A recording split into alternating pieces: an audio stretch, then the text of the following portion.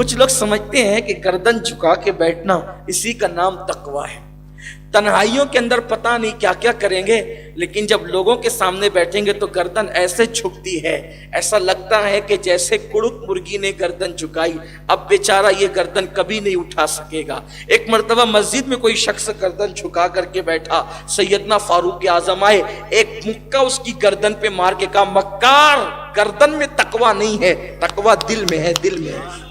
التقویٰ ہاں ہونا، کپڑوں میں تقویٰ نہیں ہے، امامے کے پیچ میں تقویٰ نہیں ہے، گردن جھکانے میں تقویٰ نہیں. اگر تیرا دل اللہ کی خشیت کا گنجینہ ہے تو پھر تو مسکراتا. حضور علیہ الصلوۃ والتسلیم کو لوگوں نے جب بھی دیکھا کہا فتبسم رسول اللہ صلی اللہ علیہ وسلم، ہم نے اللہ کے رسول کو مسکراتے دیکھا ہے. لوگ کہتے ہیں فلاں مولانا صاحب کبھی سنجیدہ رہتے نہیں. میں کہا سنت جو مسکرانا ہے، اور پھر لوگوں کا تبسم تم چھیننا کیوں چاہتے ہو؟ میرے امام فرماتے ہیں جس کی تسکی سے روتے ہوئے ہنس پڑے اس تبسم کی عادت پہ لاکھوں سلام. زندگی میں ہنس بول ہونا چاہیے لیکن حدود شرع میں ہونا چاہیے. کچھ لوگوں کی عادت ہوتی ہے جو میت میں بھی ہنسی مذاق کرتے ہیں، یہ ٹھیک نہیں ہے. جیسی محفل ہے رنگ ویسا ہونا چاہیے، تو لیکن بہرحال خوشی ہونا چاہیے اور خوش طبعی ہونا چاہیے. اب یہ ایک الگ سا عنوان ہے کہ حضور علیہ الصلوۃ والتسلیم تو صحابہ کے ساتھ عجیب کریمانہ انداز سے مذاق فرماتے تھے، اور پھر صحابہ بھی حضور علیہ السلام سے بڑے عجیب انداز سے رہتے بھی تھے. ادب کا حال یہ تھا کہ آواز اونچی نہیں ہوتی تھی. آپ تھک تو نہیں گئے نا؟ کل رات بھر عبادت کر کے تھک تو نہیں گئے نا؟ میں گفتگو سمیٹ رہا ہوں، لیکن مجھے ایک بہت پیاری سی بات یاد آ گئی.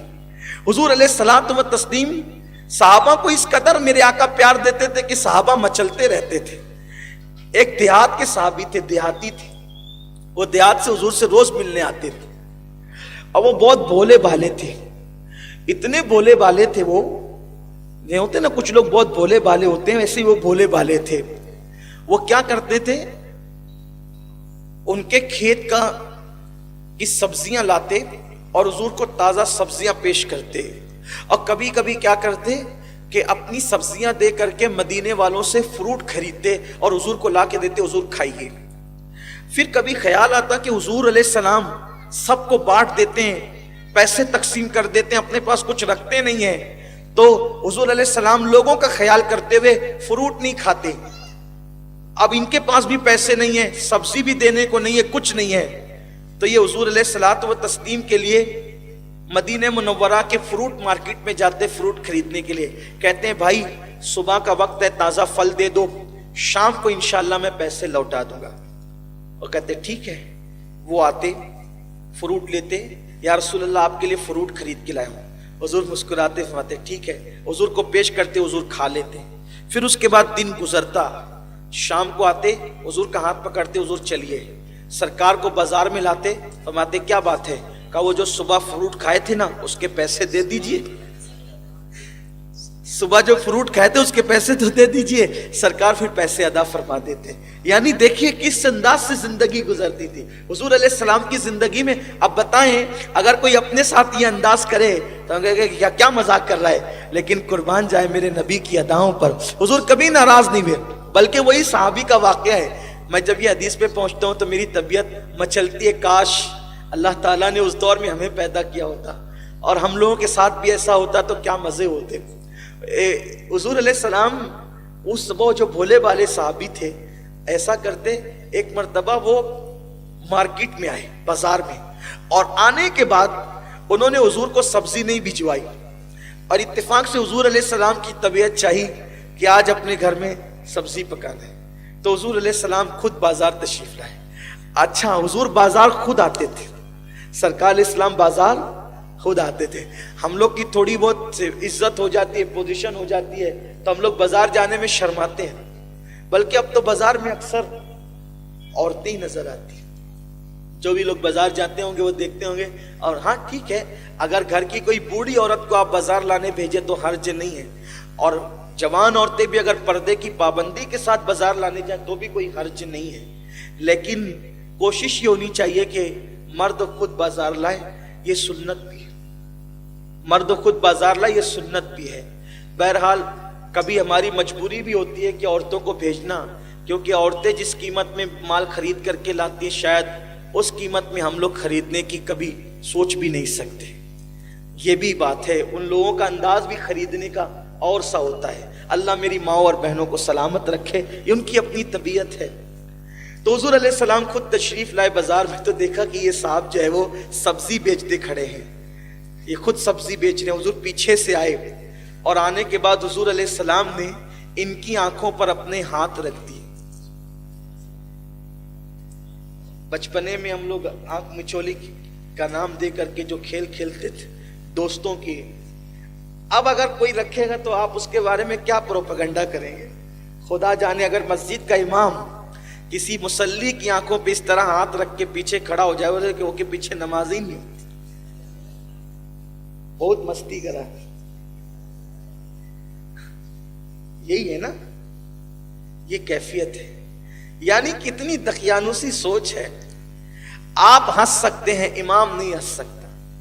आप अच्छा खा सकते हैं, इमाम नहीं खा सकता। आप अच्छी गाड़ियों पे घूम सकते हैं, इमाम नहीं घूम सकता। आपके बच्चे अच्छे स्कूल में पढ़ सकते हैं, इमाम के बच्चे नहीं पढ़ सकते। आपके बच्चे शबे बारात पे नए अच्छे कपड़े पहन सकते हैं, इमाम के नहीं पहन सकते। क्यों? इमाम इंसान नहीं है, उसने गलती की इमाम होकर। सोच बदलो। जो कौम अपने कायदीन को अच्छे जिंदगी में नहीं देख सकती, वो कौम भी कभी अच्छाई के साथ जिंदगी नहीं गुजार सकती। हमें अपनी सोच को बहुत वसी करना होगा, सोच में वसाअत पैदा करना। इमाम साहब इतना महंगा मोबाइल इस्तेमाल करते हैं, भाई आप नहीं करते, इमाम भी तो इंसान है ना। बल्कि आप अगर करते हैं तो उसके और आपके करने में फर्क मेरा उसने जन ये है, आप यूट्यूब पे पता नहीं क्या देखते होंगे, लेकिन वो यूट्यूब पे जुमा की तकरीर तो याद करता होगा, कोई किताब तो पढ़ता होगा। ये कैफियत है। सोच बदलो, फिक्र बदलो। तो हुजूर अलैहिस्सलाम ने बाजार में, अल्लाह के रसूल ने बाजार में उनकी आंखों पे हाथ रख दिए और सरकार ने फरमाया, पूछो कौन हो, बताओ कौन हो। हाय हाय, वो थे बड़े भोले भाले लेकिन आशिक रसूल थे। सहाबा कहते हैं हमें हुजूर को पहचानने के लिए कोई दिक्कत नहीं आती थी।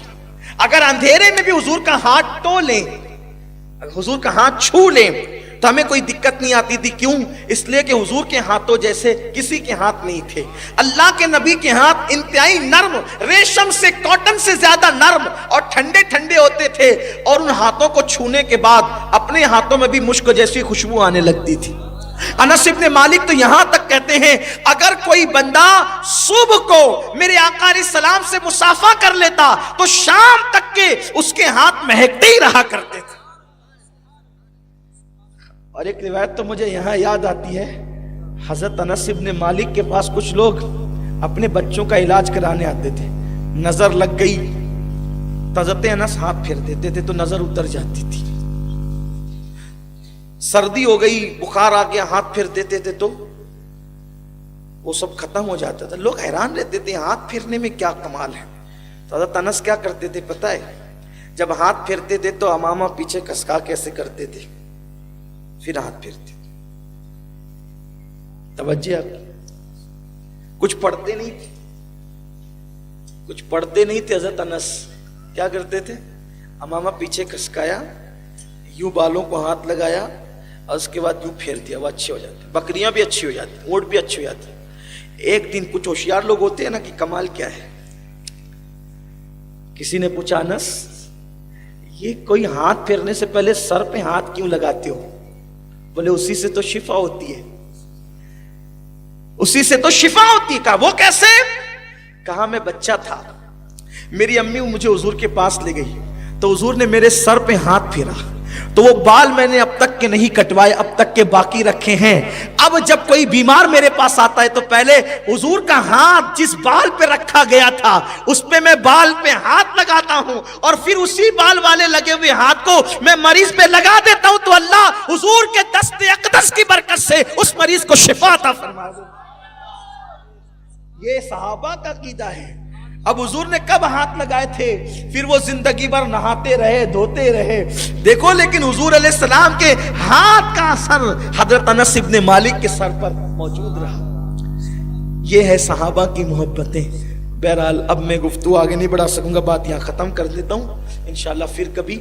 تو عرض یہ کر رہا تھا، حضور نے ان کے آنکھوں پہ ہاتھ رکھا اور ہاتھ رکھ کر کے کہا بوجھو کون ہوں۔ وہ صحابی کہتے ہیں حضور کے ہاتھوں کی خوشبو، مشک کی، نرم نرم ہاتھ، ٹھنڈے ٹھنڈے ہاتھ جب میری آنکھ پر آئے تو میں نے اپنے آپ کو پیچھے کرنا شروع کیا، اور میں جان بوجھ کے نہیں کہہ رہا تھا کہ کون ہے، کیونکہ مجھے پتا تھا ابھی کہہ دوں گا حضور ہے تو ہاتھ ہٹ جائیں گے۔ تو میں پیچھے پیچھے ہوتے ہوتے حضور کے سینے سے میں نے اپنی پیٹھ لگا دی۔ فرمایا جب حضور کے سینے سے میری پیٹھ لگی، حضور کے سینے کی ٹھنڈک اب تک میں اپنے سینے میں محسوس کر رہا ہوں۔ پھر جب دیر ہو گئی تو حضور نے فرمایا کہتے کیوں نہیں ہو کون ہے؟ تو عرض کی حضور اس غلام کو کون خرید سکتا ہے سوائے آپ کے؟ یا رسول اللہ اس غلام کو آپ کے سوا اور کون خرید؟ یہ حضور کی زندگی تھی۔